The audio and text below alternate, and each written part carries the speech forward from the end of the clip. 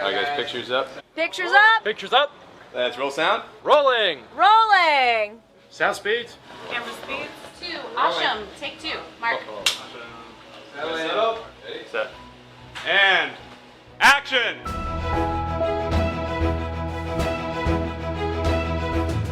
Welcome to the Penn Cinema Podcast, your behind-the-curtain connection for movie news and reviews. Now here are your hosts, Penn Ketchum and David Moulton.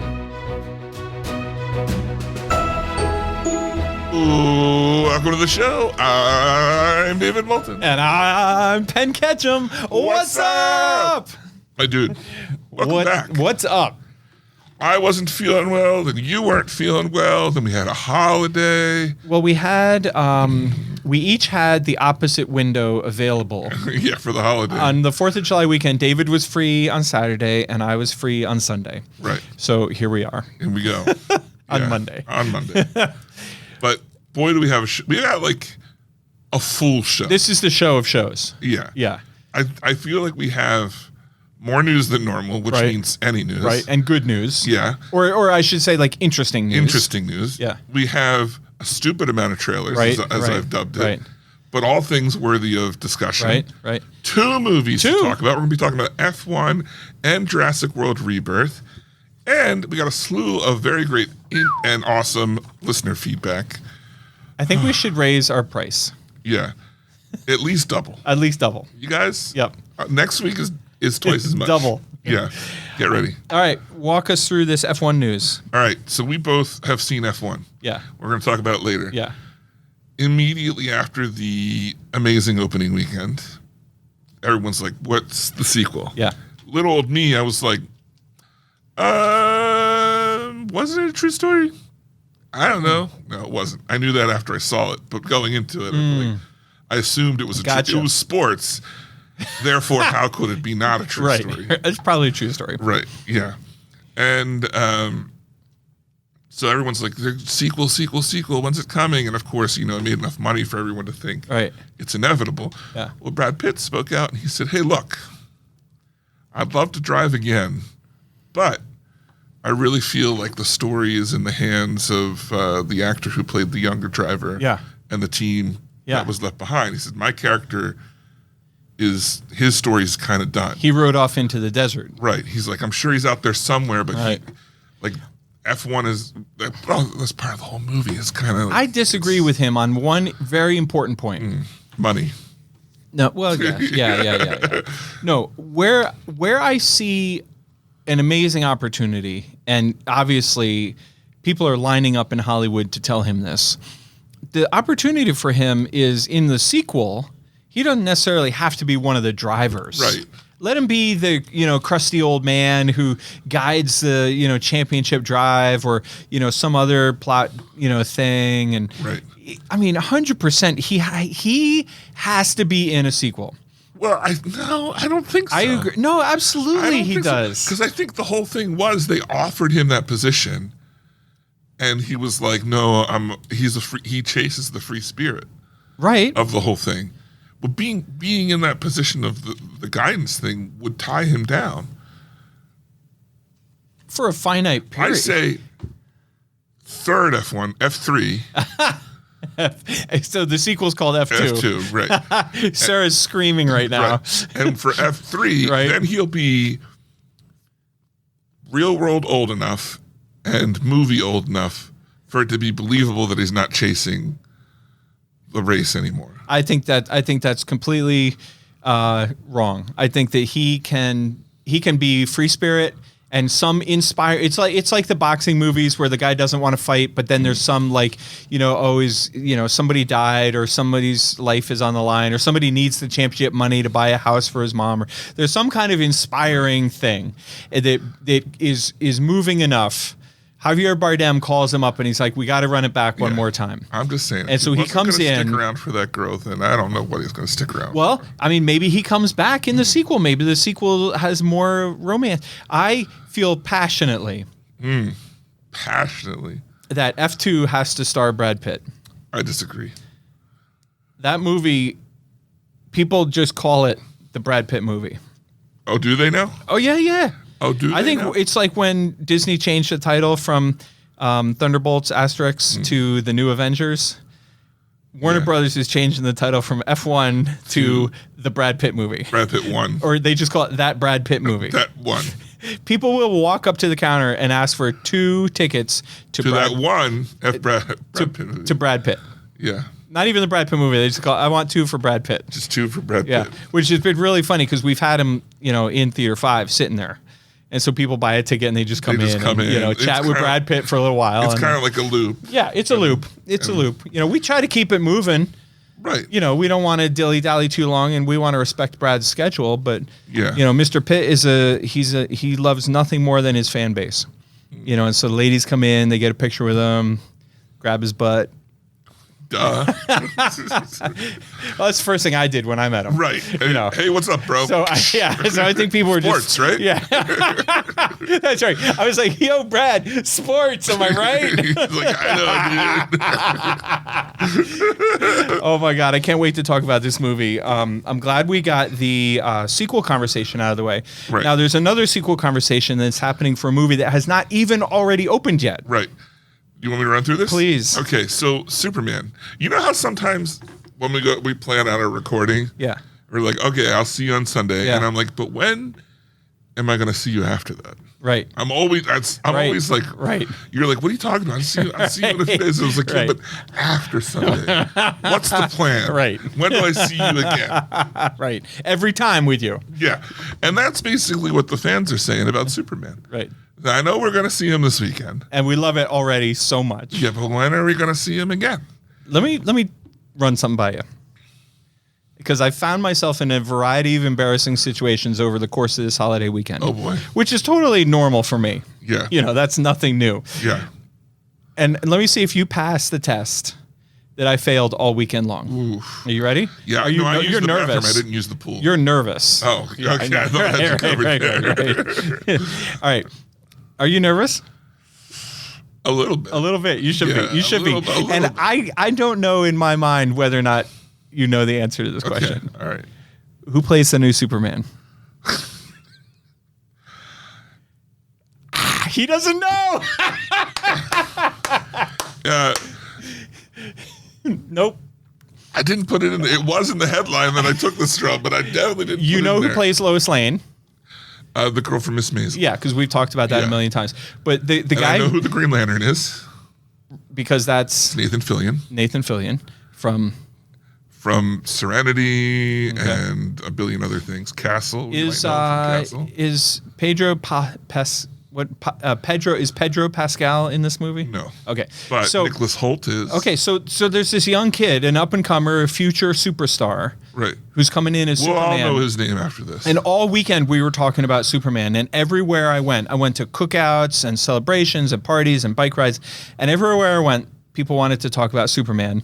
And everywhere I went, they asked me, who's playing Superman? I've gotten that too. And I'm like, some young guy? You're going to know him. You're gonna know. We're all gonna know We're all him pretty gonna know soon. him. Don't yeah. worry. Yeah. Don't Okay. worry. So anyway, so you're saying that James Gunn is already fielding questions about when are we going to see the sequel? Right. And his initial answer was, quote unquote, in a couple of years. And he said, you know what? No, wait. I think it'll be even sooner than that. Alluding to that he will show up in other movies that aren't Superman. A couple years for Superman, Got you. but Superman will feature in some way, cameo, whatever. in So the other- Superman sequel is a little ways off. Right. But Superman, played by the new up and comer, yeah, who we all know him. We all know and love. Right. I'm not into labels. Right. So, I'm not going to limit this guy by naming him by a name. I'm just Right. going to, Right. this is a new Yeah. guy. He's amazing. It's honestly, it's doing him a disservice to call him anything other than Superman. Right. That's what I'm saying. Right? In film or in life. Wait, what's the name of the guy when he's not Superman? Clark Kent. Clark Kent. Yeah. Yeah, we call this guy CK. Yeah. His name starts with a C. Oh my I know God. that. At least one of them. I would give anything for his initials to be CK. I don't. One of them is a C. You don't know. I'll give you. You're making that up. You have no idea. All right. I'm going to look it up while you walk us through this third news item. Okay. Third news item. We're familiar with the Fast and Furious. Yes. Right? One of our best ever satire was what was it? Fasten our seatbelts. Yeah, Fasten our David, seatbelts. we reviewed. I believe we reviewed F9.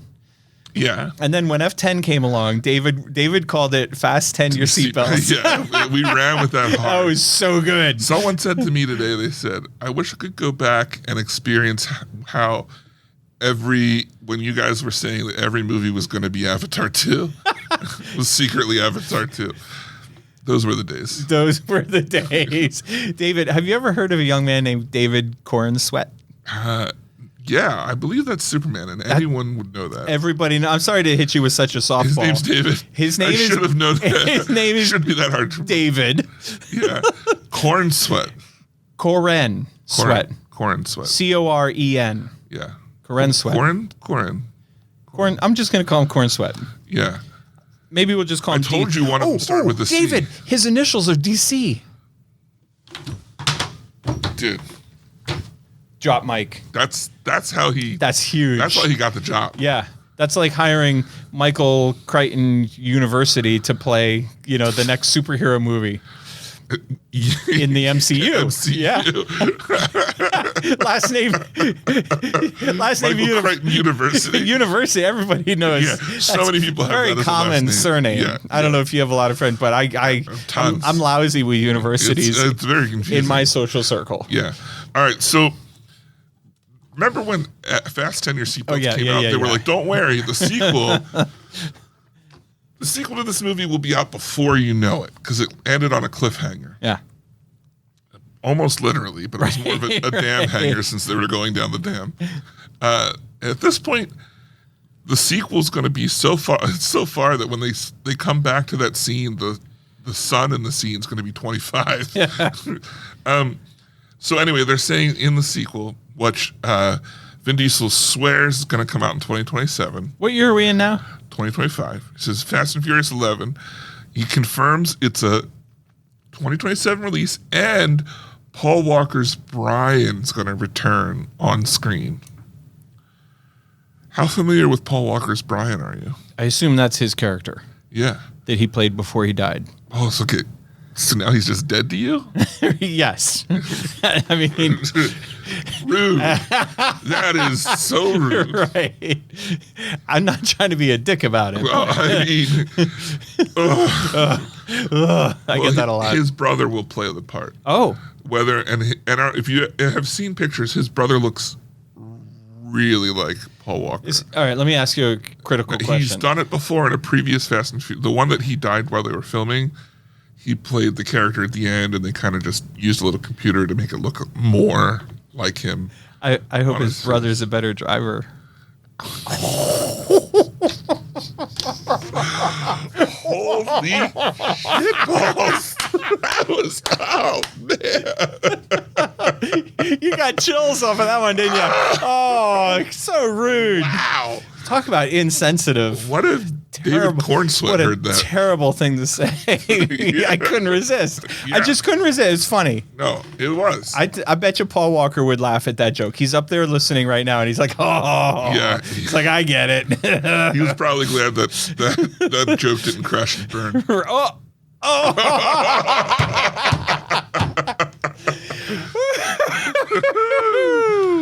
Oh boy. Well, further cementing our seats in hell. Unless you got anything else. I have one little tidbit. Oh, yeah. A little Penn Cinema news. Hit me.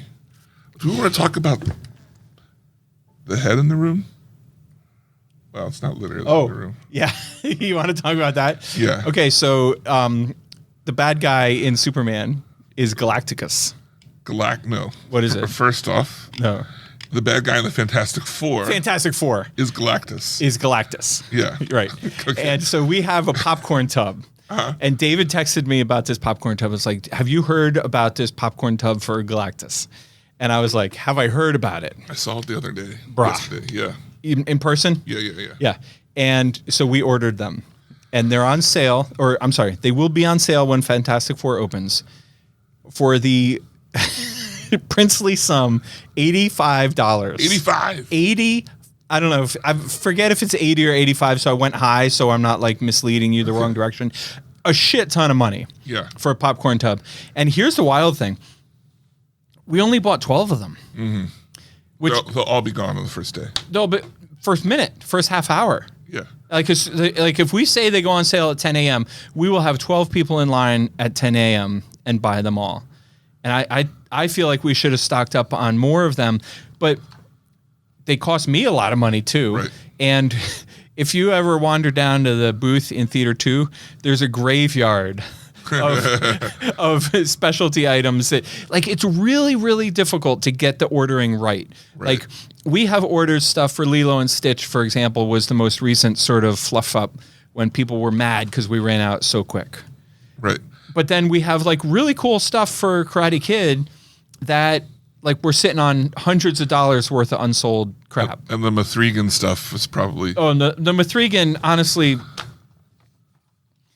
if I had been paying closer attention, we wouldn't have ordered the Mithrigan stuff. I could have told you that wouldn't sell. Right. But anyway, so we have 12 of these massive heads. Now, for those who are familiar, these are highly collectible things. Like when people talk about these popcorn buckets, they're not even really buckets anymore. Right. You know, like it'll be Barbie's car and the trunk opens and you can put like 6 pieces of popcorn. Yeah, like a small, like for the amount that you're paying, like you get a small amount of you're not buying the popcorn, is what I'm getting at. Right. As opposed to right next to us, we have an awesome Jurassic World popcorn. To me, that's what a novelty popcorn bucket should be. Right. And it's just a square bucket with a really cool design on it. Right. And I think that is, to me, that's what it should collectible. Be. Yeah.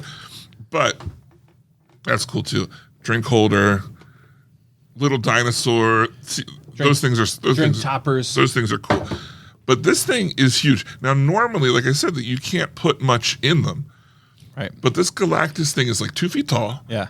And it's completely hollow.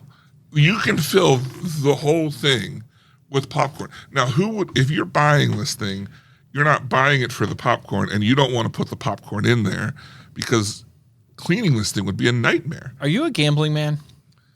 Do you understand? Well, people are buying this to resell it. No. Here's where I was going with this. Shifting gears a little, staying on this same topic. Who's going to fill it? How many people? Do you know what over-under, like when people bet on the over-under? Yeah. So they say like, okay, the over-under is 10 points in this game. And if you think the two teams are going to combine for more than 10 points, then you say you're taking the over. And if you think the two teams are going to combine for 8 points, then you take the under, right? The over-under on this head, my question is, out of the 12 people who buy them, what's the over-under?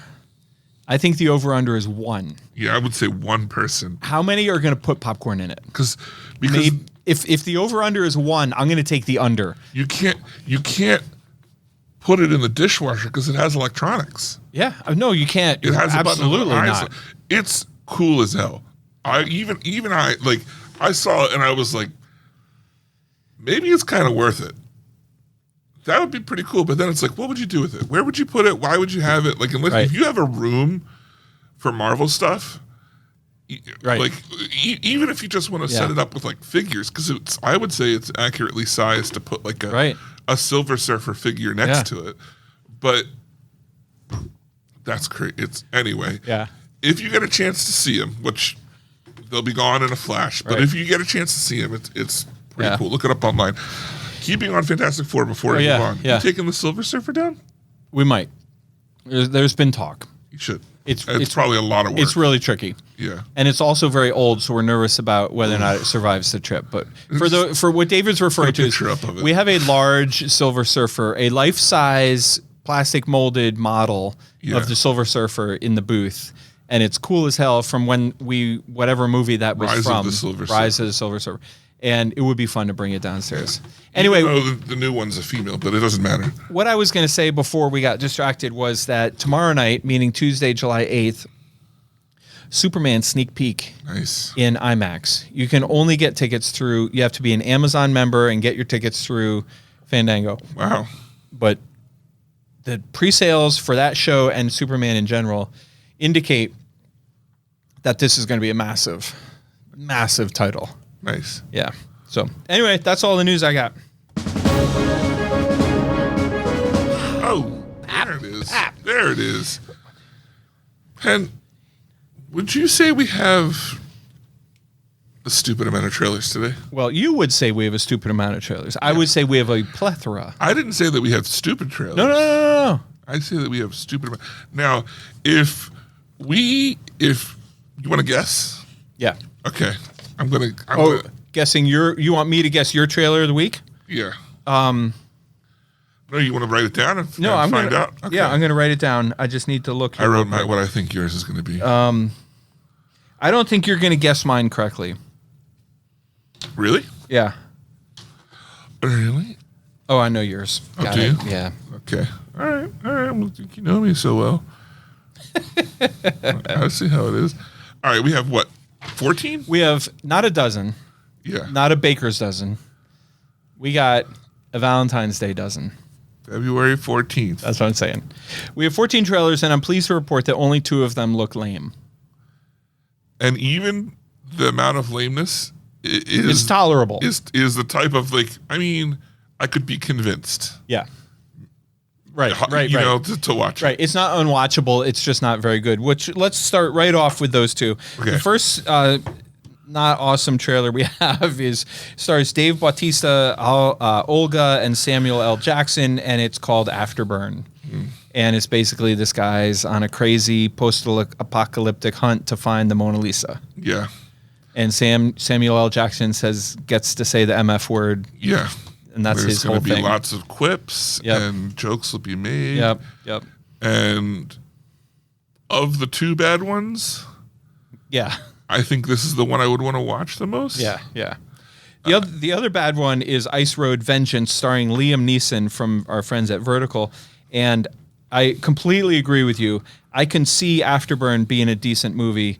Ice Road Vengeance, starring Liam Neeson, looks cookie cutter Liam Neeson wear. What he's been doing. Later in the show, we're going to hear from the Mystery Gobble on the topic of pizza movies. Right. I don't think this is a pizza movie. I think this is a pizza movie, but what it is I don't know if you remember when you were younger, in your younger days, before you had the sophisticated palate that you now have. Oh, gosh. Well, geez. You get one of those shitty, cheap pizzas that you microwave. It's like wrapped in plastic itself. You crack the plastic and you put it in the microwave, and then you burn your mouth when you take the first bite, and it's actual crap. So you telling me I only refined my taste within the last week? Right. So I think Ice Road is a pizza movie, but like the worst kind of cheap pizza. Yeah. Premise here is Liam Neeson on a bus. They try and hijack it. Little kids involved. That's basically all you need.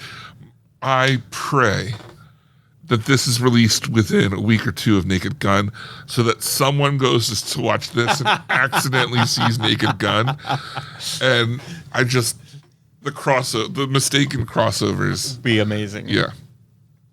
Next up, we have a movie called Relay, starring Riz Ahmed and Sam Worthington. Also, the girl is this another the main girl? Is this another? We just had a movie that we took off of the list with her in it. There was nobody in that movie that I knew. The girl, she's known. It's not Lily. Oh, Lily James. You're right. It is Lily James. It's Lily James. What is she from? I didn't recognize her. What she's mostly from is Downton Abbey, but she's done a lot since then. That's where she got her. She looked great. This movie Relay looks really good. The premise here is if you have information, and you want to get it out, but people are threatening to get you, cops or otherwise, this company will assign someone to relay your information anonymously. Anonymity. Anonymity. Yeah, they'll get your stuff out there for you through. They are a relay service. Yeah, through a relay, and it's the classic relay guy gets too close to lady in distress and helps her not be distressed. Been there. He tells her, "Hey, babe, calm down." Yeah, I got this. I got this. Right, and then it turns out he don't. And I love, or I shouldn't say love, I thought Sam Worthington looked really good as the bad guy. Right. I'm glad to see him in something that's not Avatar. Yeah, me too. Yeah. Moving on, next movie we have is She Rides Shotgun with Taron Egerton and a little girl. He looks amazing. He is jacked. Yeah, he is way jacked up. Like Rambo or Rocky 5 jacked. I like him. I mean, What's not to like? He's amazing. I love he's a him. good action guy. But he is he has transformed his body. This movie, I couldn't decide what I thought about it. Like, I don't think it looked bad, but I couldn't decide if it was like something I just thought, oh, that could be entertaining, or that I wanted to see. And maybe the next trailer will do. Premise here is a father does something to cross people. He has a daughter. He has to go on the run, but he has to take the daughter with him. Yeah. And he's trying to preserve his daughter's innocence while beating the crap out of dudes in front of her. Right. I think this movie. I will see this movie if if my schedule allows. Yeah. I'm not going to clear things out to make time to go see this movie, but I think it looks really good. And if I'm in the mood to watch a movie that week, I'll definitely watch it. Yeah. It's trailer wise, it's worth. Yeah.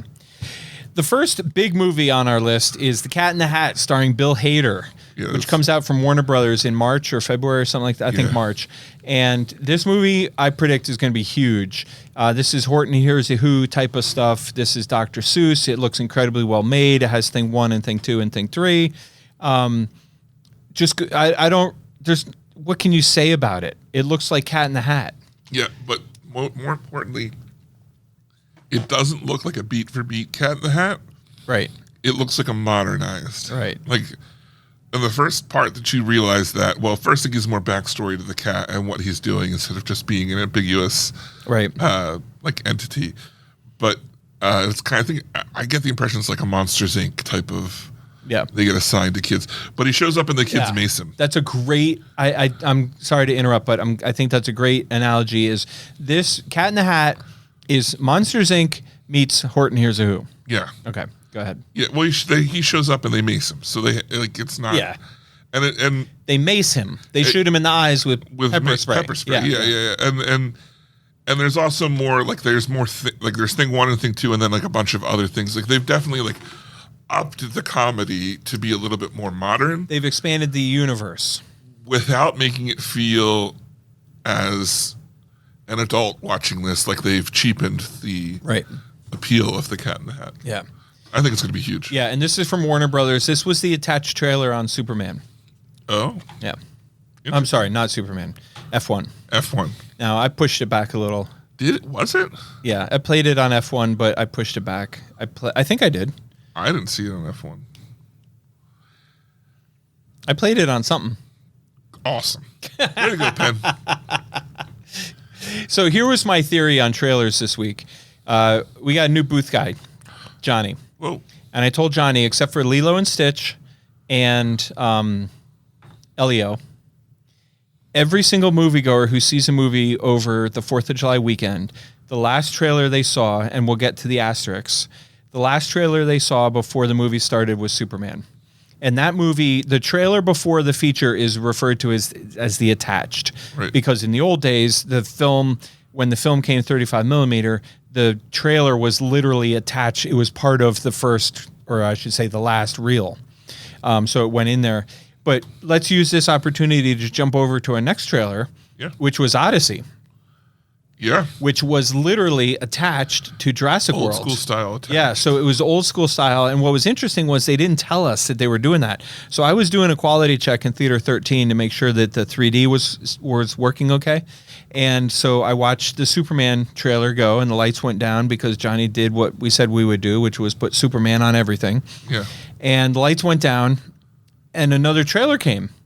And I was like, well, wait a minute. When the lights go down, that's the last trailer. So I thought we screwed up. So I quick looked at the playlist, and there was no trailer indicated. And I realized, oh my God, they attached the Odyssey to the front of Jurassic World. Yeah, it's funny that you say that because, here we've got this, you pride yourself in just a short amount of trailers. Right. At the beginning. Right.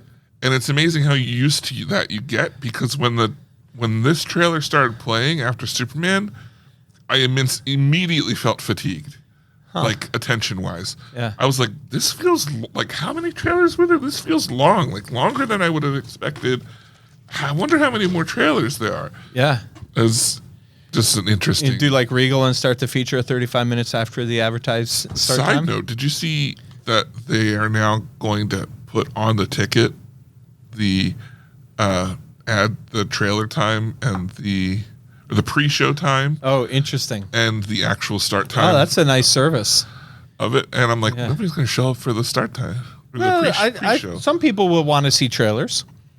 I guess. I mean, when I didn't own a theater, I went Well- just early to see the trailers. Yes, I've done that too. But it says pre-show, so I don't know if it includes trailers. Right. Well, the advertising probably is what they mean. Yeah. So Anyway, so let's talk about the Odyssey. So the Odyssey comes out next summer. It's Christopher Nolan's telling of the classic Odyssey story. Yeah. And I thought it looked really cool. It was you were a little underwhelmed, but No. I said it was forgettable because I watched it and forgot that I saw it. yeah. But this movie it's so far out. There's not a whole lot to this trailer. It's John Bernthal's character, which I can't remember. He's the head guy that's trying to date Penelope, and Penelope Cruz? yeah, Yeah.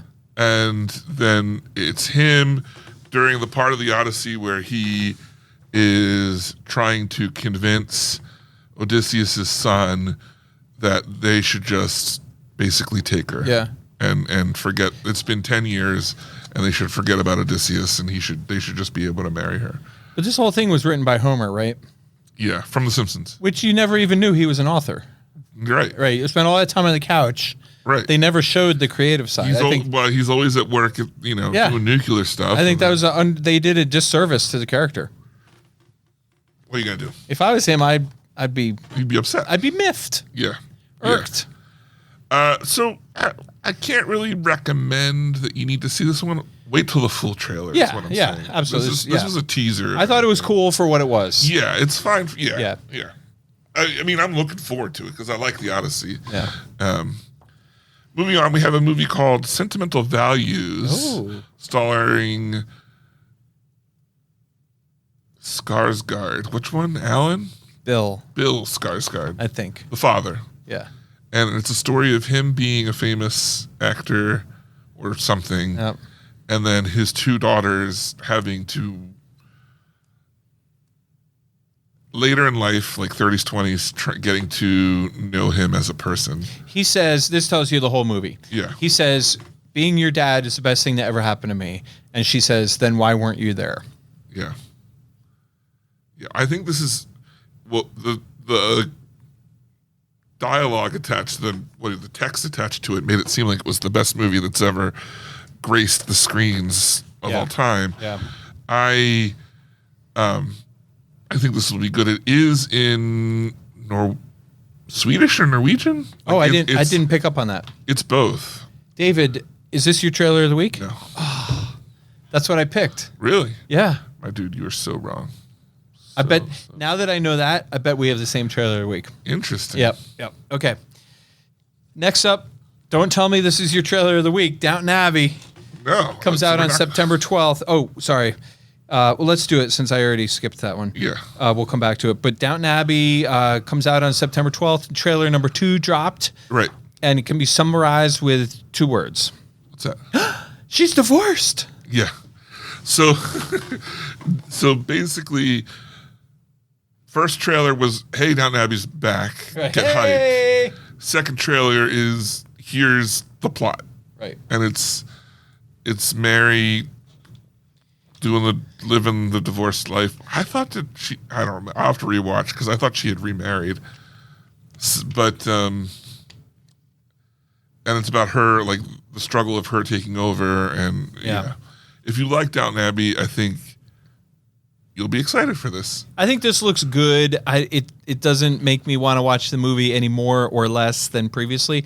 I'll tell you one thing. What's the name of the main guy, the father guy? Lord Grantham? Lord Grantham.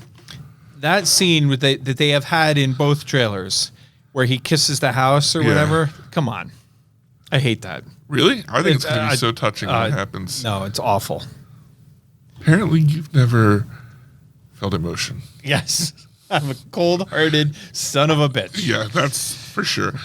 Okay, the movie that we skipped over was The Running Man with Glenn Powell. Your trailer of the week. Nope. Mine neither. Was it? No. No, I wrote mine down Okay. for proof. This, But this trailer looked good. yeah, this trailer did look really good. Apparently, Schwarzenegger gave it the thumbs up, and the past director gave it the thumbs up. I think it looks fun. It's one of those ideas that they did it with the original Running Man, and then like a billion other movies have copied it since. I think most recently we had the movie with Awkwafina that was like a ripoff of this that nobody saw. But this looks fresh somehow, and I'm totally into it. No, it looks very fresh. It looks awesome. The action looks incredible. Glenn Powell is perfect for this role. It somehow copies that 80s future dystopia In present day. Yeah. Yeah. Which tells you a lot. Yeah. But let me run something by you. Well, you are a Running Man. Glenn Powell as the next James Bond? Well, first off, he was already Secretary of Defense. He's going to be fine. What? Glenn Powell? Oh, I don't think that was Glenn Powell. Is it Glenn? Yeah, it's Glenn. No. Is it Glenn? No. But I'm just saying, Running Man looks awesome.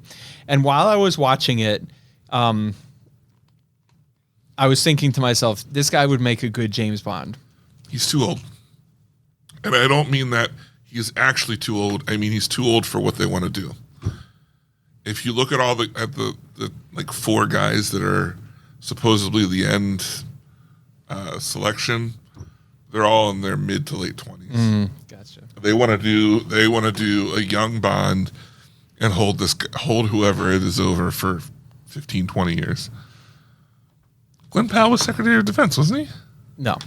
Jeremy Powell is the current chairman of the Federal Reserve, but I'm looking it up right now. Not for wasn't the Bush era? I know who you're talking about. Yeah.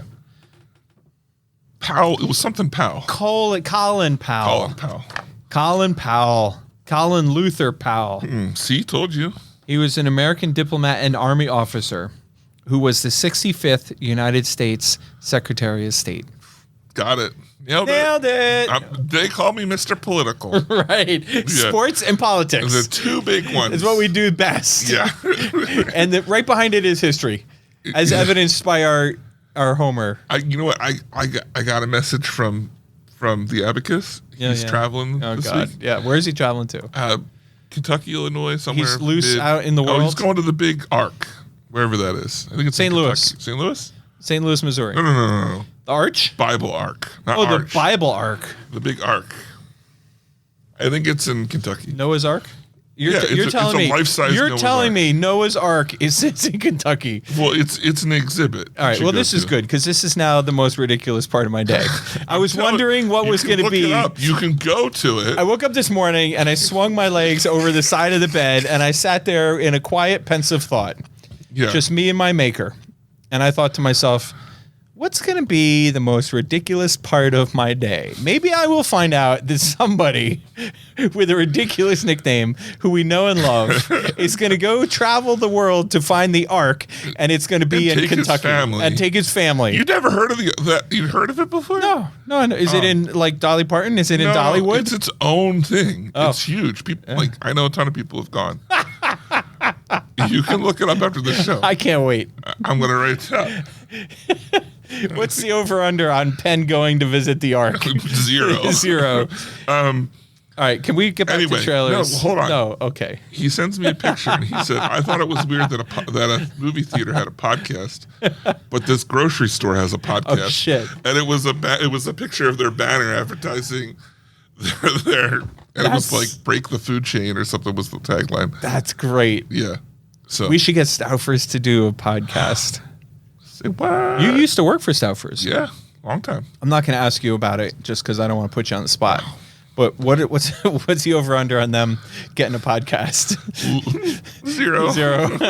Somehow less than Penn going to the Ark. Right. All right. What's more likely, Penn going to the Ark or Stouffer's at Kissel Hill coming out with a podcast? Hey, I wonder if there's any Stouffer's workers, employees, team members who listen to the show. Who listen to the show. Write us in, podcast. Because I'm in Stouffer's all the time. I was just there a couple hours ago. Yeah. I like to go shopping on the daily basis. A lot of people go once a week and get their groceries, but I find that way too efficient. Right. So there's something about, well, you know what it is. You're a New York guy. Yeah, you might be And right. that's, you grew up with the You're right. corner store. You're exactly right. I never put that together, but I bet that's part of it. That's just like European countries have smaller fridges because they just go to the store Yeah. every day. Yeah, wow. There's a lot more shops. Anyway, All right, next up is a movie called Eden, which stars an incredible cast. Jude Law, Anna de Armas, and can I pause and say Vanessa Kirby, who's, first of all, in Fantastic Four. yeah. And second of all, she's my favorite actress who I forget to put on my list of favorite actresses. She's really good. You And know she's what I great mean? in action, too. Like, I never remember her when I'm thinking of my favorites, but then when I see her, I'm like, oh, she's so good. Yeah. Yeah. Okay, so Jude Law, Anna de Armas, Vanessa Kirby, Daniel Bruhl, and Sydney Sweeney.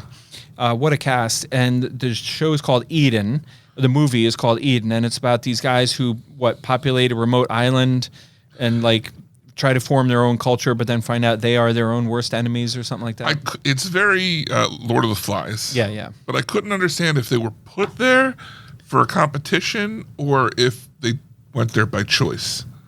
I feel like they went there by choice. That could be. It could, like, the trailer paints it. To me, it wasn't clear. I can't wait to see this movie. I thought it looked quite good Yeah, as well. this is very intense. Yep. It's not going to be a relaxed time. Next up is David's trailer of the week, Begonia, a Yorgo Lanthimos. Is it? Nope. Nope. It was my number 3. No, I know. I'm just kidding. I have yours written down on the back of my paper. Next up is Begonia, which is Yorgos Lanthimos, who brought us Poor Things last year, or maybe it was the year before, but Yorgos Lanthimos with Emma Stone and Jesse Plemons from Focus. This opens in October. This movie looks not exactly like. This movie has seems to have the same level of weirdness as every movie he makes, including Poor Things. Right. And the other one that, I don't think, what was the one that had like 3 stories? It had 3 stories. With the same actors in each Yeah, one? yeah. It looks just like that. Yeah. And I think what I'm getting at, the idea here is Jesse Plemons and another guy kidnap Emma Stone because they think she's an alien. Yeah. Yeah. Yeah. Isn't there like, how do you know she's Right. an alien? He's like, whoa. Look at her. Look at her. Yeah. Yeah. Right. Yeah. I think it looks great. I have enjoyed his movies for the sheer audacity of them. Yes. That I will see this. For that. And a detail that struck me, how did you like the title treatment at the end of the trailer? Oh, Begonia. Begonia. Yeah. Do you remember it? It was like blocked, and anywhere that there was space in the letter was a perfect circle. Right. It was very weirdly. It was very effective and intriguing and like distinct and wild. Yeah. Difficult to read if you didn't already know Yeah. the title name. Right. Yeah. Right. Next up, we have a movie called Roofman. Penn's trailer of the week. Is it really? Yeah. This is my trailer of the week. You know what's funny is I said that right now because as I read the title, I was like, this is definitely his trailer of the week. But I thought it was Project Hail Mary. Which is also, if you know how I always like whatever movie I saw most recently. Right. I watched Project Hail Mary a few days ago. Right. And I just saw Roofman. So that's why Yeah. it's number 1. But I think you're right. Yeah. I think Project Hail Mary looks even better. This is loosely based on a true story. Right. I'm not joking. I know. Yeah. About an ex-con who lives in a Toys R Us and pretends to work there. Wait a minute. I have to interrupt. I have to stop the show. Yeah. We need to just press pause on the whole show for a second here. Because we're getting down to the end of the trailers. Uh-huh. And I have misfired on 3 of them. Is your trailer of the week Splitsville? Yeah. Yeah. Okay. Yeah. Okay. That is an incredible trailer. We'll get to it. We'll get to it. Roofman, as you were saying, features Channing Tatum, who's a ex-con and breaks out of prison and lives in a Toys R Us. Pretends to work there. Pretends to work there. The manager of the Toys R Us is a hilarious Peter Dinklage. Yeah. Which you can't quite tell. Is he a co-conspirator somehow? Like, does he end up assisting? You know what I mean? Right. Like, is there seems to be a relationship there. But the Channing Tatum character is just over the top good. And while he's living in Toys R Us, he becomes a member of the community, an uplifting member of the community. With friends. Yeah. And so I guess it's a challenge of like, can you atone for your sins type of thing. This movie looks awesome. It looks great. It's from Paramount, so you know it's going to be good. You know it's going to have a good... to be clear, it's a comedy. Right. A dramedy. Over-the-top comedy. Yeah. Like good comedy. Yeah. October 10th, this masterpiece comes to Penn Cinema. Awesome. Next up is my trailer of the week, Splitsville, brought to us by Neon. It's got Dakota Johnson, Adria Jonna, Kyle Marvin, Michael Oconvino. I don't know. Dakota Johnson's in it. And Kyle Marvin and Michael Angelo Covino wrote it and directed it. Okay. Or Michael Covino wrote it. But this is David's trailer week because it's Dakota Johnson. Why don't you just marry her and be done with it? look, Yeah. can that be arranged? Right. If there's any listeners Who thinks they could set that up? Right. By all means. Please. Right.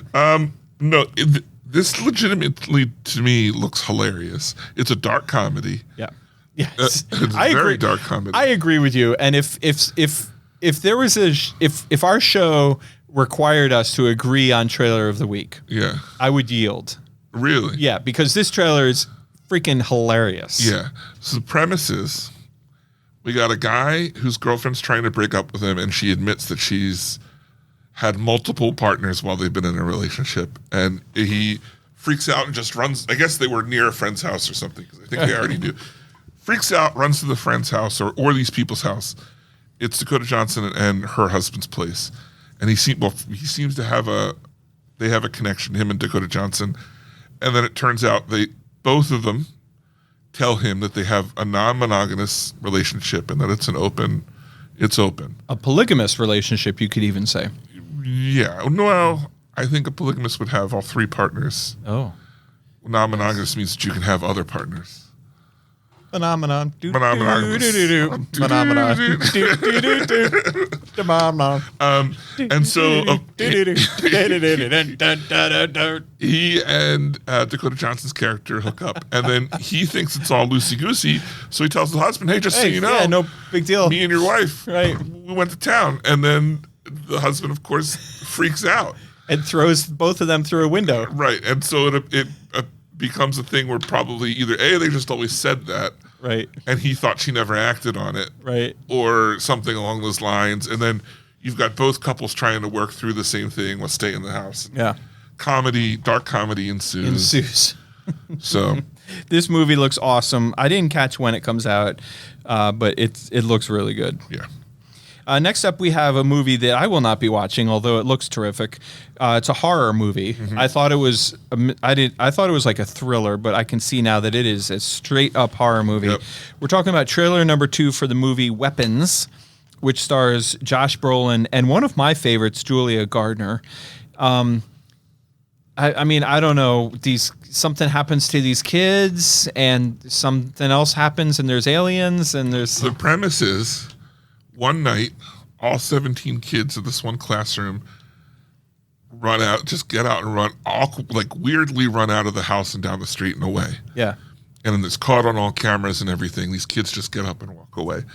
And they don't know why. And they start to blame the teacher, and she's trying to figure it out. The teacher played by Julia Gardner. Yeah. And then apparently there's horror stuff Galore. So I don't know if really more people bad get horror involved, stuff. or this is one of those horror movies that I don't want to see. But I'll either read the wiki or get so curious that I go and see it and hate myself for it. I know. I'm really curious about it. Yeah. So This trailer will not be playing in front of Superman. what? The Warner Brothers wants it there. This is too hard of a trailer. This is too hard for the kids that are seeing. I'm not Superman. putting any of this in front of Yeah. that. All right, walk us Final through your trailer. Project Hail Mary. It's a. Why can't I think of his name? Ryan Gosling. No, but the author. Oh, I didn't catch it. It's the same guy who wrote The Martian. Okay. And he also wrote another. He's known for writing very realistic to what is currently possible science fiction. And this Artemis Fowl is the other one that I read that was a little bit more futuristic. This is Project Hail Mary. Ryan Gosling. Andy Weir is his name. It was written by Andy Weir. Yeah. There you go. And the big problem, this trailer looks amazing. It's about a guy who's a teacher who just knows a lot about the sun. And they're like, hey, look, we're all going to die.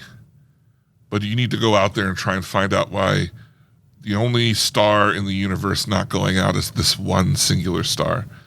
And like, we'll all be dead, but you got to figure it out. Right. And they shoot him off on a ship. I'm not going to talk any more about the trailer because Andy Weir is known for writing Andy Weir is known for writing very realistic science fiction that lives within a world of actual possibility. It's not high, if you have high fantasy, it's not high science fiction. Right. It's humans against the dangers of space. Right. This trailer, from what I've seen, have been reading, spoils the entire twist of the movie. Yeah. And not just in a minor way where it's like one thing. They make it the entire premise of the trailer is the spoiler to the movie. The big secret of the whole story is told immediately. You and Goonies Jason are really upset about this. And I would come back to both of you and argue, how do you know? You don't know that that's the twist at the end. What if at the very beginning that twist is revealed and the whole movie plays out from there? It's not. I don't think it's at the end. It's probably in like towards the middle. I'm just saying, because like the whole thing. But the thing is that this guy has built up a history of being this, and this is supposed to be his M. Night Shyamalan. Hey, guess what? This isn't what you thought it was going to be. Well, maybe there's another thing there's another, like an actual twist. Like, how do you know that this is the twist? My complaint isn't about the story. I think this movie is going to be good, Mr. Anime Man over there. My complaint is that this trailer does too much. Okay, thank you, Mr. Internet. Now for the regular people's version. This trailer looks hilarious. Ryan Gosling goes out into space as a Hail Mary attempt to save the universe, or at least planet Earth, and he meets an alien that he names like Fred. After I wanted to not spoil it, and he tries to give him like the thumbs up. But his thumbs are upside down, so Ryan Gosling's like, oh, that's going to have to be good enough. He's sent there to do, and it turns out this other alien was sent there to do the same thing. Yeah. And they have to learn how to communicate. And isn't that funny? Isn't that spoilerific? Spoilerific. Look, David, we're asking our audience to go watch these trailers. I'm not asking them to watch this one. I am. I'm telling you. I am begging you. Go watch this trailer, Project Hail Mary, Ryan Gosling. I would say wait till another one that's less spoiler. My trailer, what? So you can put the genie back in the bottle? Yeah. Yeah. Okay. Yeah. You can unring the bell. So we're going to spoil it with trailer number 1, but don't watch that until trailer number 2. Right. Right. But you actually seen the movie. We will unring the bell. Right. The Penn Cinema Zen podcast. How do you unring a bell? Exactly. Penn. Yes, sir. Your trailer of the week was Roofman. Can I change it? What are you going to change it to? Project Hail Mary. Then I get the credit for writing that down. Yes, you do. You get credit. You know me better than I know myself. That's right. And your trailer of the week, my first guess was Sentimental Value, and then I guessed Begonia, and then I guessed Running Man, and then I guessed Down. Your actual trailer of the week, I should have seen from a mile away, because ever since Daddy-O, anything Dakota Johnson The thing is, she looks like she's acting good in this one, as opposed to she's great. Her okay acting that she did in Materialists. Okay, Materialist her acting in Materialist was okay. Right, it was okay. Right, but it wasn't to the level that Daddy-O was. I got to go put this. You just gave me an idea. I need to make sure Splitsville is on the trailer for Splitsville needs to be on the trailer on the shows for Materialist. Ooh, yeah. I should have seen that one coming. Anyway, my trailer of the week, Project Hail Marys. David's is Splitsville, and there you have it, 14 great trailers. I needed that. That was freaking exhausting. A nice reset. Yes. Can't you wait for us to get into all we've got to get into? We're going to run out of time. What if there was no time? There is that. Thank you for finally realizing there is no such thing As time. Right. Thus, Time is just a man-made illusion that we do to make ourselves feel organized, despite the total chaos that we're living in. it's crazy. Yes. You're a philosopher. Indeed. And you didn't even know it. What rhyme? Because you can't think of something that rhymes with philosopher. Philosopher, I barely know her. All right, this week, do you want to break them down, or you want to review two Yeah. at once? I say we should do one at a time. Bust them down. Yeah. All right. Well, I think they're big enough movies we owe it to them. they're both big, huge summer blockbusters. Yeah. The first one stars, well, as we alluded to earlier, the first one is the Brad Pitt movie. Yeah. And it's called F1 the movie. Right. And it's a true story, obviously, Clearly. based on a Formula One race that took place. Yeah. In real life. I loved this movie. I loved everything about this movie, from the first scene when they're flashing back and forth with the waves, and he's like resting in his camper in between shifts of the 24-hour Daytona, and then he's walking to the thing, and his assistant lady has like all the hats from all the different teams, and she's obviously like infiltrating. Like that just set like a cool, fun tone, to the whole movie. Right. Exactly. What do you want to get into this movie? Like, Yeah. One of the things I loved about this movie, what I've been telling people, is that First off, let me just be open with you.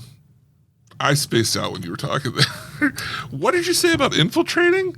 Were you trying to play a joke on me? no, that girl, she has the BMW hat. He comes out of the trailer, and she says, everybody at BMW is bitching about their brakes not working right, or being soft, or something like that. And then she takes off the BMW hat or hands it to him, and then he Okay. throws it on a table. And on the table, there's a BMW hat, a Ferrari hat, a Audi hat. I all these, missed that. So that's cool. yeah. And I just thought like, oh, okay, so this is a team that cheats a little bit and spies a little Right. bit and has fun. Yeah. And they all, you sort of, do what they need to do to, yeah. Got it. Sorry that first off, my apologies for spacing. No, that's fine. I space out all the time. Yeah. Anytime I talk, Yeah, right? right, pretty much. Yeah. So, okay. I'm here with you. Let's do this Yeah. movie. Yeah. No, that's what I'm saying is like that opening scene set the tone that this was going to be a fun movie. It's going to be exciting. The main characters, this team that we're watching is, loose, and kind of wild. And well, I guess that's not true because it's the main character that was loose, because that wasn't the team that ended up being the Formula One team. Right. He is it's Yeah. showing that he is a strategist. Yeah. And then that great scene where Javier Bardem goes to recruit him in the laundromat, and he's like, "Can I borrow your phone?" And he's like, "No." Yeah. I don't know. I loved everything about this movie. But anyway, what I wanted to say about this movie is, first of all, I downloaded the soundtrack. Wow. Soundtrack is awesome. And second of all, what I loved most about this movie is that this movie is exactly what you think it's going to be. Yes. And it's done to perfection. Yes. It doesn't try to be anything more. It doesn't try to be anything less. It doesn't cut any corners. It is just a perfectly executed movie. Scott Gibble, the Mystery Gobble, Yeah. he coined, and we'll talk about it in listeners' news and notes, but he said, this is like a pizza movie with all the best toppings, which I thought was like a great expansion of our analogy. Yeah. Like it's not just any ordinary pizza. You've seen this movie before. Right. But this is an incredibly well done version. Right. This is my movie to beat this year. Oh. I loved it. Yeah. I'm hard pressed to think of another movie that I liked that was as good as this year. Yeah. This is top notch. That said, that would be for this year so far. Like, I think it can be beat. I don't think it can be beat by like a superhero movie or anything like that. It would have to be like another Daddy-O type of I situation. was just going to say, it had to be Dakota Johnson. You're right. It would have to be Dakota Johnson. Right. So Splitsville, when that goes, it's going to have to be something more meaningful, Right, to beat this out. But, so I'm saying that I loved it. Yeah. Here's the weird thing. Outside of you, Yeah. right? I don't know anyone that I didn't see this movie with who has seen this movie. Huh.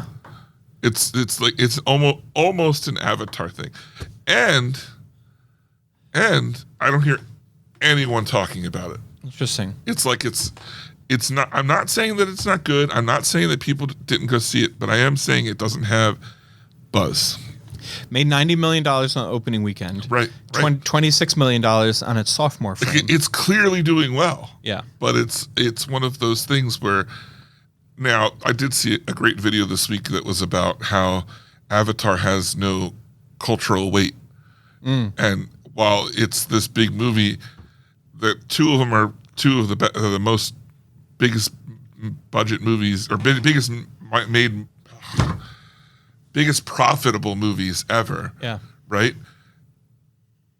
You ask anyone, they probably can't tell you the name of the bad guy. Right. Right. Right. Whereas when Star Wars came out. And they probably can't tell you the name of the good guy. Right. And when Star Wars came out, right, people who didn't see it could still tell you who Darth Vader was. Right. Absolutely. Totally. 100% agree.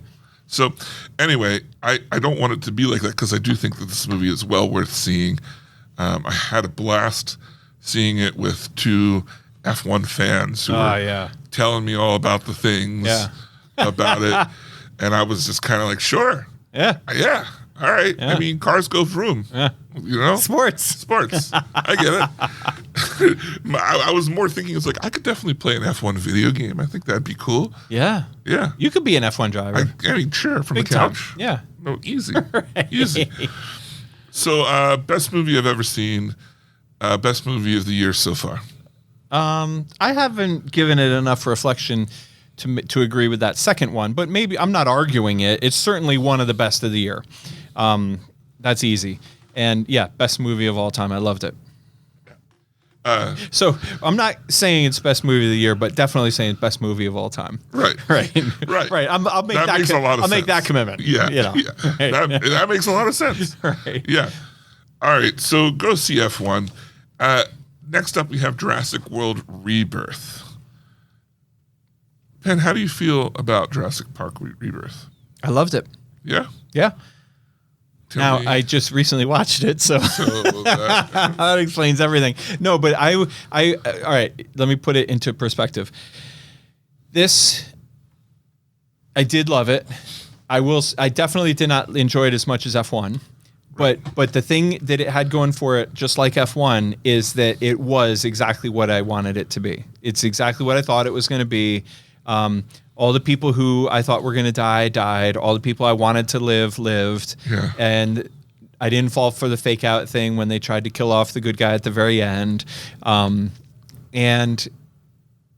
I heard some reviews where people were, I think Goonies Jason was upset. He was like, why do we have to have alien dinosaurs? Why can't we just be satisfied with regular dinosaurs? And to me, that was kind of like irrelevant because I feel like the whole thing is science fiction. I mean, there's no dinosaurs in the world right now. And, you know, if we can have dinosaurs, why can't we have alien dinosaurs? So the fact that there was some crossbreeding that made for weird dinosaurs didn't bother me. I enjoyed it. I thought it was fun. It was exciting. There were scenes where I was on the edge of my seat and holding my breath and you know. Yeah. But I don't know. Why you didn't like it? I thought it was better than the last two. Yeah. For sure. Absolutely. I think it had a ton of like I have no desire to see it again. But I'm not that it was bad. I just don't think it was good. Like I thought the background, it was dark, the backgrounds are bad, Scarlett Johansson's acting is horrible. Let me say, it's not horrible. She seems as if she knows she's getting paid for this and doesn't need to put a lot of effort into it. She's got this smirk on her face, like for these, even during the serious parts, and then you can see it like switches to sad, then back to smirking. And I'm like, I don't think that that's her fault. I think it's the director's fault. And I like Gareth Edwards because he did Rogue One. But obviously everybody knows that. I think the best part of this movie is the families, the B plot. Yes. I could have watched the whole movie. Yes. If you would have cut that out and just made it the B plot, this movie would have been 100% better. I'm not sure about 100%. It would have been great. And maybe they were going in to save them or something. But the other stuff just felt very run of the mill. And here's the thing that I don't get. Like, okay, all the water scenes in this, excellent. best part of the movie. All Definitely. like two big water battle things. Yeah. I loved both of them. If this is an island that was dedicated to making mutant dinosaurs, right? They say that. Yeah. They used this island Yes. to make mutant dinosaurs. Yes. Because the other island was made to grow the dinosaurs. The one in 2 and 3 Right. of the original series. So this would not be the place where they would have a bunch of regular dinosaurs. They should all be mutant dinosaurs. But instead, we only get 2 mutant dinosaurs at the end of the movie. And they're not even like, well, first is the flying raptors, which would have been more scary if they would have been more of a thing. How are you going to crossbreed dinosaurs if you don't have the dinosaurs on your They don't island? crossbreed. They use needles and science and Yeah, use but they DNA. got to have like the They source don't make material. they don't make the dinosaurs sex with each other. All right.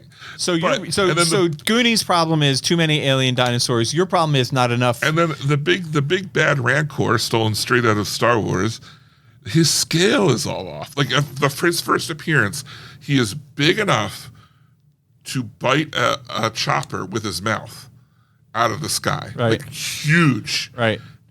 That was so cool. But then the next time you see him, he is holding a man and his mouth is about the size of a man. Come on. And I'm like, he's shrunk down. All right. You want to hear my problem with it? Yeah. Because I do have a problem with it. Yeah. And I know everyone's going to scream at me because I always get mad at you when you have like problems that you have problems with something in a movie where dinosaurs exist. Right. Right. And now I'm gonna be like you. Oh. All right, here's my problem. You're learning. Yes. Obi-Wan. Here's my problem. My problem is they crashed their boat Yeah. and then said, grab what you need. Right. And then they miraculously seem to always have a shit ton of equipment, like Right. like all the rope. That's a heavy to carry all those carabiners and ropes and harness belts and And flashlights they're like, and it's like 50 some feet down. I'm like, that rope would be so heavy. And they've got like 5 of them. you could never carry. It was more than 50 feet. It was like 250 feet. Yeah. Like the fact that they always magically had whatever they needed for the next obstacle Right. irked me. And then also, why did the dad make the comment about, did your boyfriend even pack a shirt? And then when he gets rescued from out from under the boat, he's wearing a shirt. He went down. He was put his shirt on, I guess. I don't know. Okay, but why do we have to talk about that if he's not going to be consistent from one scene to the next? But I did love that character. The son or the boyfriend was a great character. Right. I knew I was hoping to God he was going to jump off the back of the boat when the girl fell in, and I was glad. I thought they nailed it. He didn't hesitate. He ran right out and dove in. Right. You know. Anyway, I agree with you. It was. You have to be patient. You have to give this movie some grace because it's not trying to be a documentary. No. It's not trying to be. You know. I don't get the title. I don't either. It doesn't make sense. No, it does not. The audience loved it. Yes. They loved it. People were like, and everything that you would need to have a successful Jurassic Park movie was happening. Yeah. I don't hate that I watched. This movie was fine. I said a lot of negative things. I'm going to give it best movie I've ever seen because I can't do anything. Like, it's not bad. I was disappointed by those things that I mentioned. I'm going to give it best movie I've ever seen because it was what I thought it was going to be, and I had a shit ton of fun watching it. I didn't walk out as negative as I am now. I will agree. I will agree with one of your negative comments, which was I had a lot of fun watching this movie, but like I could go watch F1 again right now. I don't need to go watch Jurassic World again. Right. Yes. Yeah. Yeah. So. All right. Well, those are our big reviews. Next week, we're going to be talking about Superman. Get ready. Wow. That stars David Cornsweet. And we all know and love him. We've never questioned his name. No, ever. Yeah. His friends call him DC. Right. Yeah. So let's go ahead and move on to listeners' feedback, questions, comments, so forth and so on. These are letters sent in to Penn Cinema, podcast at PennCinema.com. It's an email. Yeah. Podcast at PennCinema.com. Let's start this off with Nick Landis' plane already, which we do have a, yeah. Can you fly this plane and land it? Surely you can't be serious. I am serious. And don't call me Shirley. That's right. Nick Landis' plane already. He says, this is about the F1 movie. I thought it was interesting how many people at the fan first showing were wearing some kind of auto racing apparel. Honestly, think that showing may have beaten out a Marvel or Star Wars opening night in terms of percent of audience accessorized. Anyway, I had a good time. Totally a dad movie, and the character arc for Sonny fell flat in my opinion, but also fast cars go vroom vroom, so it all evens out. Pew pew pew. Pew pew. Good for you, Nick. Yeah. What'd you think of Jurassic World Rebirth, Nick? Oh, because I heard a rumor. You heard he didn't like it? No, I heard he saw it somewhere else. No. That's just no way that's true, right? He doesn't think that we have spies everywhere? There's no way that could be right. Not Landis plane already. Not Landis plane already. Yeah. Anyway, yeah, that's cool. There was a lot of racing apparel. Oh, yeah. Yeah. It was pretty cool. I wish I had thought of it sooner. I wanted to come fully decked out. I thought of it like a day and a half before and just be like, oh, yeah, I love racing. Our mutual friend who loves Formula One offered to loan me a F1 hat to wear around that weekend. Okay, so we're talking about Top 10 Sarah, and we were given some information from Tony Baloney. He Yes. said, look, you want to I didn't put that on here. He said, these are the things you need to say to impress. It was such a good email, and I read them to her in real time. Right. And the problem is, you just read them to her, but I tried to work them into a conversation with her. And after the first one, she's like, I've already heard these already. She's like, Penn just sat there and read them to me. I was like, dang it. Oh, that's funny. All right. Thank you, Nick. Next up, we have Don DeMon, who, this is the guy we were talking about a couple weeks ago. We saw a picture on Facebook, and I couldn't remember who it was.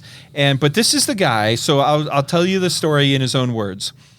I had a business conference in Las Vegas earlier in June. In the evenings, I wanted to do quote-unquote research for the upcoming F1 movie. Step 1, go to Madame Tussauds and meet Brad Pitt. Check. Step 2, go to the F1 track in Vegas. What should I wear? My podcast shirt, of course. Of course. The best part, and we know that this is a true story because we saw photo evidence. Yeah. The best part of wearing my Penn Cinema podcast t-shirt at a random at a F1 track in Las Vegas, very far from home. Right. Very, very hard. We have hardly any theaters in Las Vegas. Right. Penn Cinema has. It's close over under zero. Yeah, it's close to zero. Yeah. The best part, while he was wearing his Penn Cinema podcast t-shirt, he got to meet Brandon, who approached him up out of nowhere and said, "What's with that shirt?" And went on to tell Don how he, meaning Brandon, was one of the key people who set up our IT for when we opened the Wilmington, Delaware location, which is true. I remember Brandon really well. He was a great guy. We had all kinds of fun working with him, and I couldn't be happier that the two of them bumped into each other and connected. Don's such a great guy, too. It's perfect. So then the third step of Don's master plan had to pose next to a car, again, for research purposes. He had a great time, and he looks forward to catching the F1 movie this weekend. Yeah, that was before it came out. Yeah. So, all right. You know what? I'm not good at reading aloud, and I'm going to give this one to you. Okay. But first... It's the final countdown.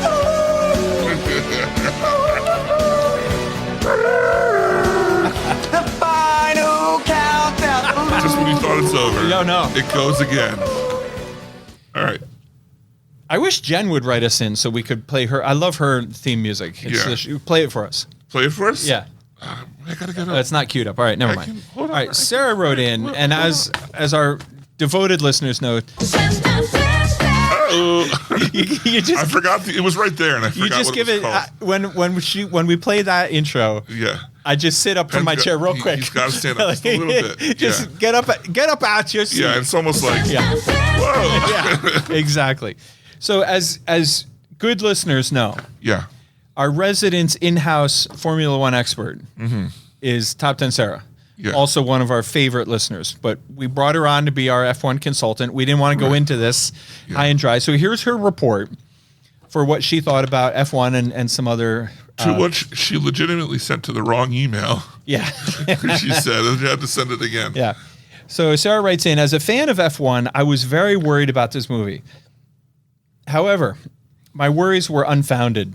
Thank God. Of course, as an avid fan, there are some things that make me cringe a little and aren't quite right. However, they do make up for that with some Easter eggs for true fans of the sport. Is the good outweighing the bad? I would say yes. Aside from that, the plot was engaging and interesting. Can we pause just for a moment? Yeah. I'm going to pause this. She's talking about Easter eggs, and I'm sure that she is talking about Formula One Easter eggs. And not literal Easter eggs. Not literal Easter eggs. And also, I spied with my little eye some Brad Pitt Easter eggs. Did you really? I felt as though somebody put in a bunch of Ocean's 11 references. At the beginning of the movie, Brad Pitt, who plays Rusty in Ocean's 11, made the comment in the F1 movie, I'm a little rusty. They showed him running in front of the same fountains of the Bellagio which they featured him in front of at the end of Ocean's 11. Oh. And there was another there was another Ocean's 11. Oh, the ambulance that they used had a pine tree air freshener hanging from the rearview mirror, which they showed. They had that in Ocean's 11, and they also had a quick shot of that in F1. Interesting. I thought those were Look at you. Those were Ocean's 11 Easter eggs, in my opinion. All right, so Sarah was referencing some Formula One Easter eggs. With that being said, did the good outweigh the bad? I would say yes. Aside from the plot, which was engaging and interesting, there was a lot of race strategy that was fun to watch. My biggest issue as a Formula One fan was the amount of crashing that happened. This is not something that fans encourage or like to see. We like to see hardcore racing wheel to wheel and good overtakes on the track, not drivers crashing their $150 million cars. My other big problem with this movie was the ending. I wish that they had ended truly racing and not with a questionable move on the track with yet another crash. To me, this took me completely out of the true racing quality of the ending. There are a couple themes that I enjoyed as well. In order to understand the first thing, you'd have to know just a little bit about one of the drivers. He is also a producer of the movie. His name is Lewis Hamilton. Besides being, without a doubt, the best driver in the sport right now, a 7-time world champion, he is also the sport's only black driver. In this movie, the rookie driver, Joshua Pierce, is also a black man, but nobody makes mention of it or thinks it's something special. He's just a rookie driver. I'm sure this was inspired by Lewis and his struggles in the sport. It is very rarely mentioned now that he is the only black driver in F1. He is just mentioned as one of the best in the sport's history. I think that's great. That's awesome. That's a great point.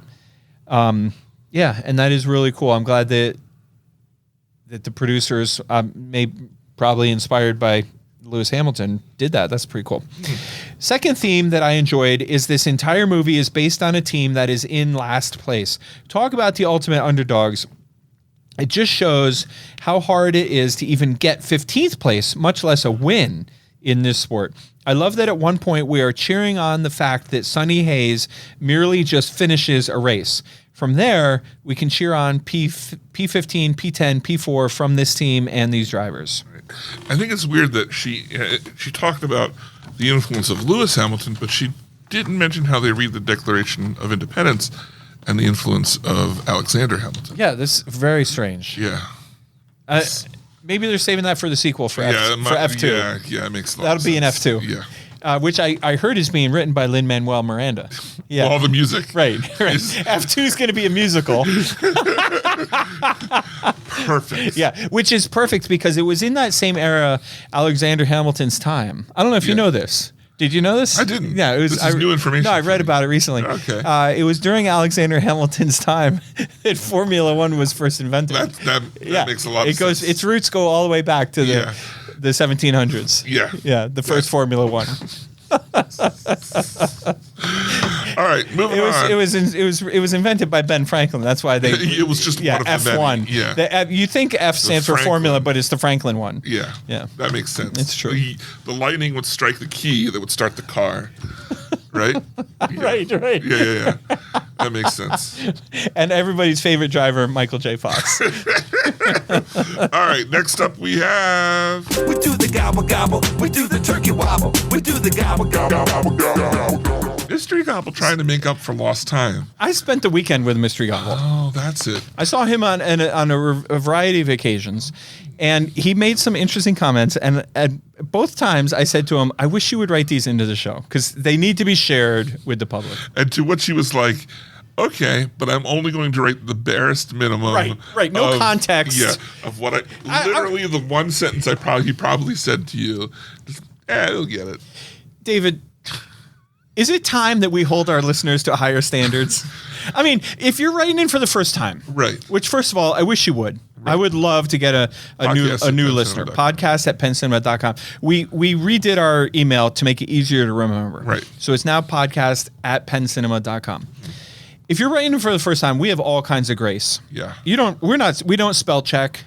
No. We'll definitely make fun of you. Oh, for sure. But we don't care. Like, it can be simple. Right. But once you've written in, once you're well established, we expect more from our veteran listeners. Our rookie listeners, fine. Yeah. Veteran listeners like the Mystery Gobble, we need to do better. So my question is this the best he has to offer? Is this the best he can come up with? It might be. Now, we've met the guy. We've met him, and I think if my memory serves correctly, he was an English major.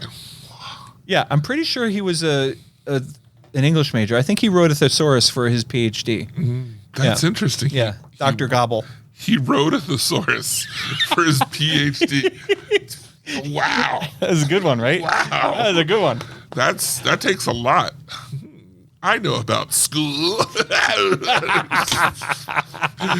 I put pens in my pocket. Well, the Mystery Gobble said, referring to F1, he said, "Great example of a pizza movie with extra toppings.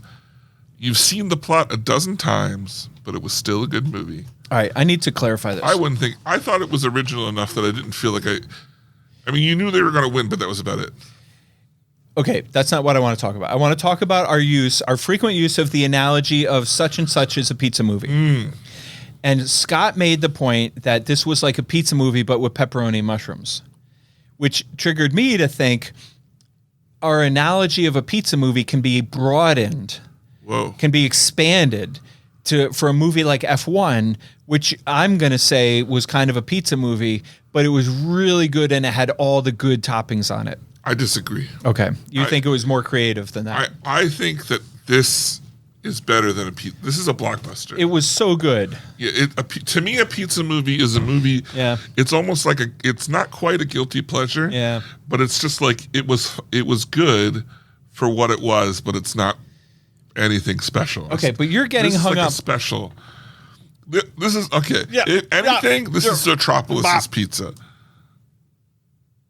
Oh shit! In other words, this is a special. In other words, the best pizza out there. Yeah, this is not like you're not going to get this ordering at a pizza shop. You got to go to someplace. Okay, first of all, fair enough. But second of all, you're getting hung up on whether or not F1. You're getting hung up on F1. What I'm saying is, I'm introducing into our lexicon the concept that within pizza movie genres, there's really good pizza movies. Okay. And then there's the microwavable frozen shit. Sure. Yeah. Yeah, I'm okay with that. Yeah. I just don't think this is a pizza movie. Okay, then Scott wrote in and said, "I hope you are reviewing Hot Spring Shark Attack!" Exclamation point. Look, this is a movie that Penn said we got to talk about this. Look. Like 4 weeks ago. Right. 5 weeks ago. And I forgot to put it on the list, and he forgot to remind me. And life went on. Somehow. And then I brought it up and I said, "Hey, I'm sorry I forgot this thing." And he said, "It's fine. We'll never see it here." And so I let go of it. But apparently, Mystery Gobble wants to see this movie. Yeah. You want to talk about this movie? No. Okay. We did review the trailer. You and I talked about it. Did we talk about it on the show? Yeah.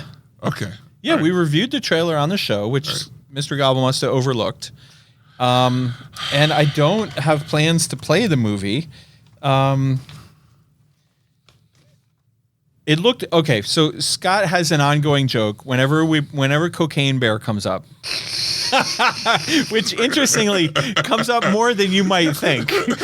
Whenever Cocaine Bear comes up, Yeah. he always says he doesn't understand why we didn't get the sequel, the obvious sequel, Cocaine Shark. Right. So I think Scott's got a thing for Cocaine.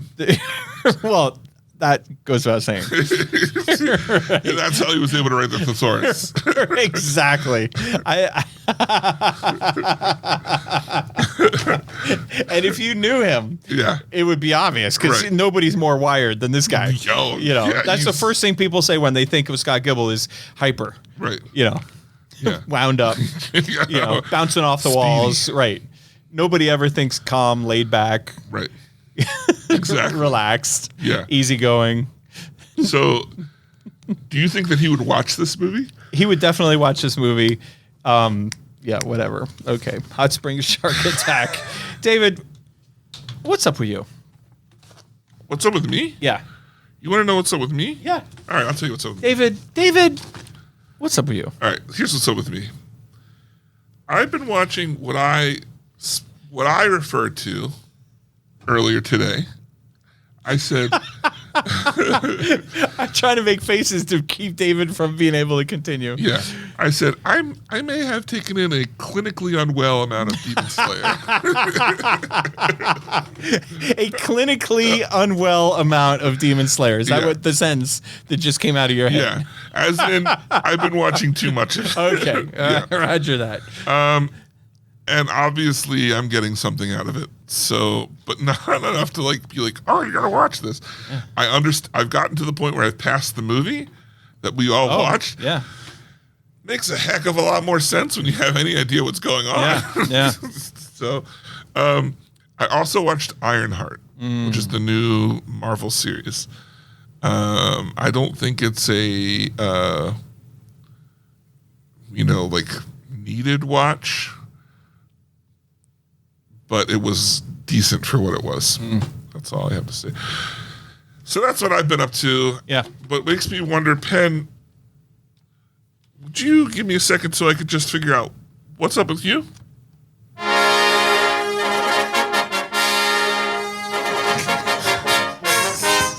Couldn't figure out what you wanted to do there, huh? Oh, No. you buttoned up. I timed it perfectly. Oh, he did. I took the Zen pose and relaxed through the thing, and then at the final exact right moment, Yeah. I buttoned the top button on my shirt. Wait a minute, you're wearing a shirt with buttons? You bet I am. Better believe he is. You bet I You am. were so zenned out that Yeah. I started to feel anxious. Right. That's what I was doing. I was Pushed it transferring out. all my anxiety I was like, over yeah, to what's David. going on here? Yeah. I'll tell you what I've been up to. I spent a lot of time. I am incredibly grateful to have the friends that I have. And we just had, the girls were home all weekend, and we just had the best time going to the fireworks and going to the parade. And I bumped into, at the parade, the Lidditz parade, Whoa. I bumped into a young woman who used to work here. Oh. She worked here when she was 15 when we first opened. So she's 45 now? Something like that. Whatever 15 plus 18 is. Yeah. 45. Yeah, that checks out. Yeah. And you know the clocks that we put up that say Lidditz, Lancaster, Ephrata? Yeah. And our friends at Brent Miller put the new clocks in. Have you seen the new clocks? They're gorgeous. Yeah. And they're like really fancy, and it's great because they took like that act took like a little inside joke and like took it to the next level of like awesomeness. Yeah. And what Stacy told me was she remembered, I didn't ask her like, hey, did you see the new clocks? She has a young son now, and they came in to see How to Train Your Dragon. And she was telling me how great she thought the bar looked. And then she said, and she goes, Penn, those clocks, they look awesome. And I was like, yeah, that's cool, right? And she went on to tell me she remembers the day she was working in the box office that is now a beer cooler. Yeah. And she remembers the day when I ran out to Target to pick up the clocks and came back, and she was like standing in the lobby with me while we were trying to figure out like where to hang them. Oh, that's great. And put them up 3 in a row. And she remembers me saying, wouldn't it be funny if we put like different time zones in them? And it was so cool Yeah. to like hear somebody recount, like, because it's such a core memory for me of mine. Right. But it's so fun to like hear that other people like remember that day. And they still say, I forget, do they still say They Lancaster, Lidditz, and was it Harrisburg? Lancaster, Ephrata. It's Lidditz, Lancaster, and Ephrata, in that order. It could have been the 3 theaters. Right. Well, when we had the first 3 clocks, we didn't have 3 theaters. Right. I mean, you did just rebrand. You could have. But that would be breaking with tradition, David. Oh. We're not allowed to have growth? Have you gotten to know me? You know how long it took them to... Anyway. I've also been spending an unwell amount of time watching the Tour de France. Ooh. I know you're really into that. It's one of my favorite events of the year. It is high drama. It is so intense. Let me tell you about my mindset on the way here. Yeah. I'm on my way. I'm passing Brethren. Is it Brethren Village? Yeah. It's out Yeah, it is. That way? Yep. Right? That way. Yeah. Not on, yeah. It's right there. No, but so what's the one over here? Doesn't matter. Yeah. On Oregon Pike. I'm passing that. That one down there. Yeah. I'm passing that. And I see a guy on a bike in his, like, his getup. Yeah.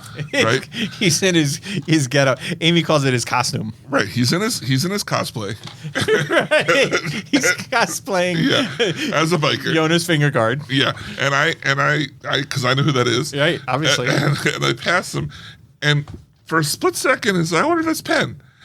And remind you, this is me on my way to see you here. Right. Where you've been all day, and I know Right. you've been all day, thinking that you're some guy on the road. Right. Yeah, that's funny how that works. Yeah. Weird. Do you ever see someone and you're like, oh my God, look, it's Jimmy. And then, oh, it's not Jimmy. Yeah. But then like an hour later you bump into Jimmy. Yeah. Isn't that creepy how that happens? So weird. It is so weird. Now, granted, you weren't in here when I got here, so you could have been you. I was quick changing out of my bike costume. Yeah.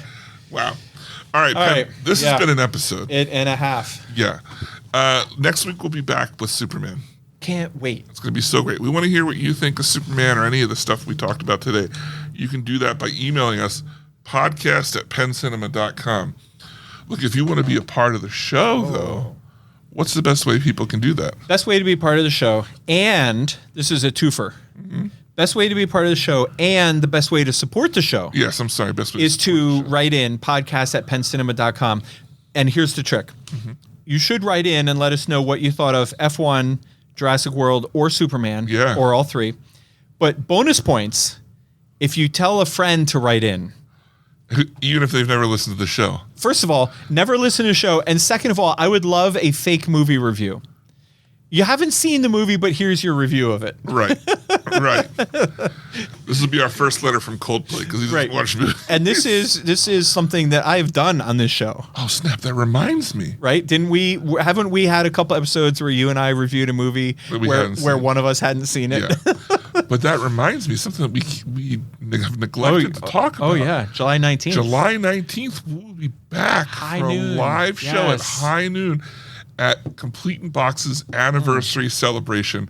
Look, if you've never been to this thing, oh my God, like it's not just like a rinky-dink party in a store. Yeah. I mean, one, you've got us there doing our live thing, right, and that's worth the admission in its own. But the admission is pretty steep. But if you start saving now, it's at least triple what we charge for the show. I think you could pull it off. Yeah, and they take like their entire outside like area for this business complex. Their front yard. Yeah, and it's big. And they've got bands, they've got like all these different food vendors, all these different like art vendors and stuff. It's an event. It's lit. It's huge. So high noon, July 19th. Don't miss it. Can't wait. So, all right, look, for the Penn Cinema Podcast, I'm David Moulton. Let me say that again.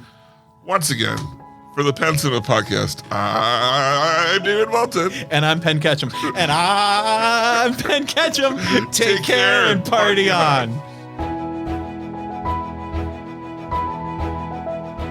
Thanks for joining us this episode. Our hosts would love to hear from you. To contact the show with your thoughts and reviews, email podcast@penncinema.com. This podcast is a production of Penn Cinema. Escape to the movies at Penn Cinema, featuring crisp digital projection, killer sound, reserved seating, and premium power recliners. With locations in Lancaster, Pennsylvania, Wilmington, Delaware, and Huntington Valley, Pennsylvania. Showtimes and tickets available at www.penncinema.com.